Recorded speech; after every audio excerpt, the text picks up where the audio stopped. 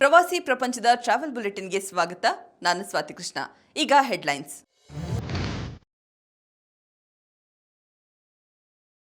ಮಡಿಕೇರಿ ಅರಮನೆ ಈಗ care of ಕೇಂದ್ರ ಸರ್ಕಾರ. ರಾಜನಿವಾಸದ ಸಂರಕ್ಷಣೆಗೆ ಮಹಾರಾಜನ ಬಿಗಿಪಟ್ಟು. ಡಾರ್ಕ್ ಕಾಂಟಿನೆಂಟ್ ಪ್ರವಾಸಕ್ಕೆ ಪ್ಯಾಕೇಜ್ ಘೋಷಣೆ. ಪ್ರವಾಸಿಗರಿಗೆ ಬೆಸ್ಟ್ ಟೂರ್ ಆಯೋಜಿಸಿರುವ ಅಡಿಗಾಸ್ ಯಾತ್ರಾ. ಪಬ್ಲಿಕ್ ನ್ಯೂಸೆನ್ಸ್ ಸೃಷ್ಟಿಸಿದ ವಿದೇಶಿಗನ ಬಂಧನ. ಸಾಮಾಜಿಕ ಜಾಲತಾಣದಲ್ಲಿ ತೀವ್ರ ವಿರೋಧ. ಥೈಲ್ಯಾಂಡ್ನಲ್ಲಿ ಲ್ಯಾಂಡ್ ಆಗುವುದು ಈಗ ಇನ್ನೂ ಸುಲಭ. ಏರ್ ಇಂಡಿಯಾ ವಿಮಾನ ಹಾರಾಟಕ್ಕೆ ಹಸಿರು ನಿಶಾನೆ. ಕೇಂದ್ರ ಸರ್ಕಾರ ಮಡಿಕೇರಿ ಅರಮನೆಯನ್ನ ಸಂರಕ್ಷಿತ ಸ್ಮಾರಕವೆಂದು ಘೋಷಿಸಿದೆ ಎಂದು ಸಂಸದ ಯದುವೀರ್ ಒಡೆಯರ್ ತಿಳಿಸಿದ್ದಾರೆ. ಕೊಡಗಿನ ಶ್ರೀಮಂತ ಸಾಂಸ್ಕೃತಿಕ ಮತ್ತು ಐತಿಹಾಸಿಕ ಪರಂಪರೆಯನ್ನ ಸಂರಕ್ಷಿಸುವ ನಿಟ್ಟಿನಲ್ಲಿ ಈ ನಿರ್ಧಾರ ಮಹತ್ವಪೂರ್ಣವಾಗಿದೆ. ಮಡಿಕೇರಿ ಅರಮನೆಯ ಸಮಗ್ರ ಅಭಿವೃದ್ಧಿಗೆ ಸಂಬಂಧಿಸಿದಂತೆ ವಿವಿಧ ಯೋಜನೆಗಳು ರೂಪುಗೊಳ್ಳುತ್ತಾ ಇದೆ. ಎಎಸ್ಐನ ಹಿರಿಯ ಅಧಿಕಾರಿಗಳು ಜಿಲ್ಲಾಡಳಿತದ ಸಹಯೋಗದಲ್ಲಿ ಈಗಾಗಲೇ ಸ್ಥಳ ಪರಿಶೀಲನೆ ನಡೆಸಿದ್ದಾರೆ. ಮಡಿಕೇರಿ ಅರಮನೆಯ ಸಂರಕ್ಷಣೆ ಮತ್ತು ಅಭಿವೃದ್ಧಿಗೆ ನನ್ನ ನಿರಂತರ ಪ್ರಯತ್ನಕ್ಕೆ ಮಹತ್ವದ ಯಶಸ್ಸು ಸಿಕ್ಕಿದೆ.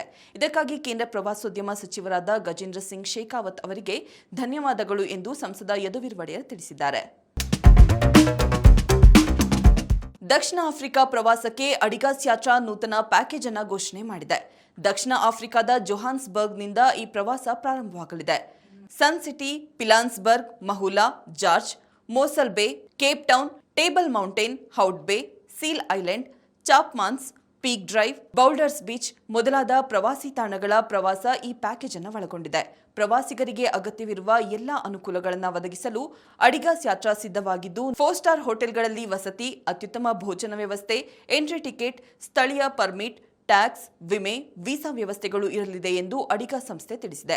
ಹೆಚ್ಚಿನ ಮಾಹಿತಿಗಾಗಿ ಅಡಿಗಾಸ್ ವೆಬ್ಸೈಟ್ www.adigasyatra.comಗೆ ಲಾಗಿನ್ ಆಗಿ ನಿಮ್ಮ ಟಿಕೆಟ್ಗಳನ್ನು ಕಾಯ್ದಿರಿಸಬಹುದು.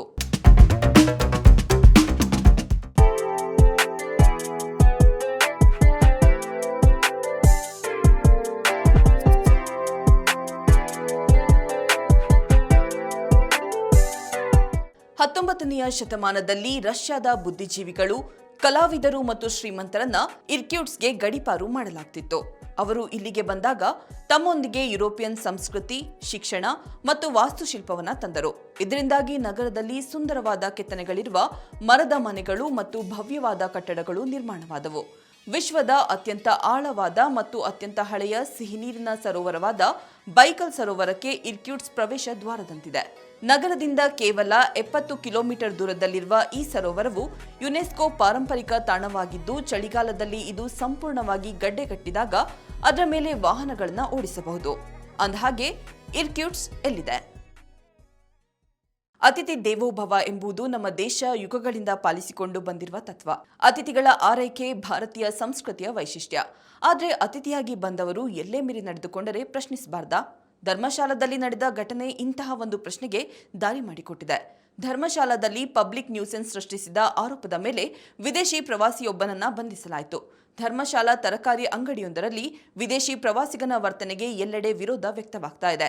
ಈ ಕುರಿತು ಸಾಮಾಜಿಕ ಜಾಲತಾಣದಲ್ಲಿ ಚರ್ಚೆಗಳು ಪ್ರಾರಂಭವಾಗಿದ್ದು, ಭಾರತೀಯ ಪ್ರವಾಸಿಗರು ವಿದೇಶದಲ್ಲಿ ಹೀಗೆ ಮಾಡಿದ್ರೆ ಇಷ್ಟೊತ್ತಿಗಾಗಲೇ ಎಲ್ಲೆಡೆ ಆಕ್ರೋಶ ವ್ಯಕ್ತವಾಗ್ತಿತ್ತು ಎಂದು ನೆಟ್ಟಿಗರು ಅಭಿಪ್ರಾಯಪಟ್ಟಿದ್ದಾರೆ. ಭಾರತದ ಆತಿಥ್ಯವನ್ನು ಸಂಭ್ರಮಿಸಬೇಕಾದ್ರೆ ಮೊದಲು ಪ್ರಬುದ್ಧರಾಗಿ ವರ್ತಿಸಿ ಎಂದು ನೆಟ್ಟಿಗರು ತಾಕೀತನ್ನ ನೀಡಿದ್ದಾರೆ. ಪಡ್ಡೆ ಹುಡುಗರಿಗೆ ಖುಷಿ ಸುದ್ದಿಯೊಂದನ್ನು ಏರ್ ಇಂಡಿಯಾ ವಿಮಾನಯಾನ ಸಂಸ್ಥೆ ನೀಡಿದೆ.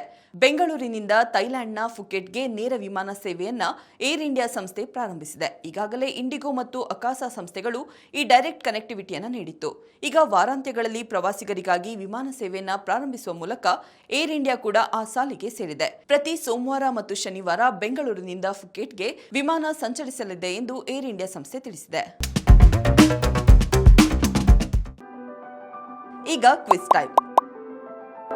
ಇಂದಿನ ಪ್ರಶ್ನೆ: ಪ್ರಪಂಚದ ಯಾವ ನಗರವನ್ನ ದಿ ಎಟರ್ನಲ್ ಸಿಟಿ ಎಂದು ಕರೆಯಲಾಗುತ್ತೆ?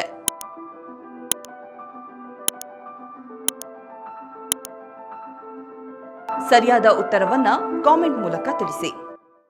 ಇದಾಗಿತ್ತು ಇವತ್ತಿನ ಟ್ರಾವೆಲ್ ಬುಲೆಟಿನ್. ನೋಡ್ತಾ ಇರಿ ಪ್ರವಾಸಿ ಪ್ರಪಂಚ, ವಿಹಾರವೇ ವಿಶ್ವ. ನಮಸ್ಕಾರ.